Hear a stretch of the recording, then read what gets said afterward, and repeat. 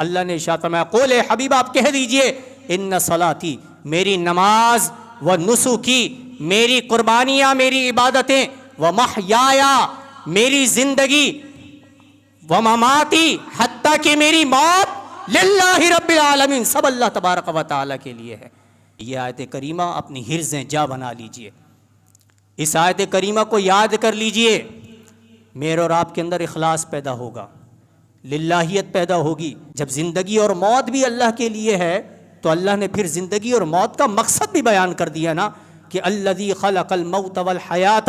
لیبلوکم ایکم احسن عملا، کہ ہم نے زندگی اور موت تو اس لیے بنائی ہے تاکہ ہم دیکھیں، ہم جانچیں، ہم دیکھیں کہ تم میں عمل کس کا زیادہ اچھا ہے۔ تو اچھا عمل بھی وہی ہوگا جس کو رب اور اس کا رسول اچھا قرار دے گا، وہ اچھا ہوگا، تمہارے معیارات کے مطابق کامن گڈ نہیں ہو جائے گا۔ جو انسان کے بنائے ہوئے قاعدے قوانین ہوں گے، جو رب کے اس کے رسول کے اور شریعت اسلامیہ کے مخالف ہوں گے، تم ہزارہا اسے کامن گڈ کہتے رہو، ہزارہا اچھائی اسے کہتے رہو، نہیں، اچھائی وہی ہوگی جو اللہ اور اس کے رسول کے تابع ہوگی، جو اس کے مطابق ہوگی۔ جب زندگی اور موت کا مقصد پتہ چل گیا کہ اس کا مقصد یہ ہے تو پھر یاد رکھنا چاہیے کہ اللہ تعالیٰ نے ہمیں اس چیز کا پابند کیا ہے کہ یا ایھا الذین آمنوا ادخلوا فی السلم کافہ،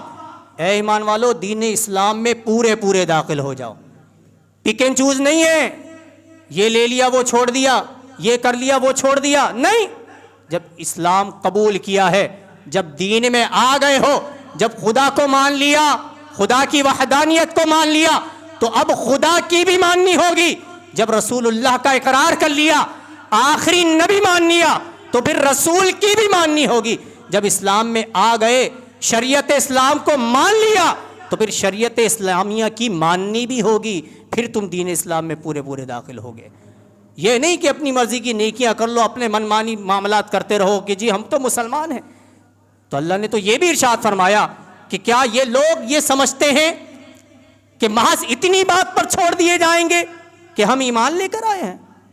نہیں،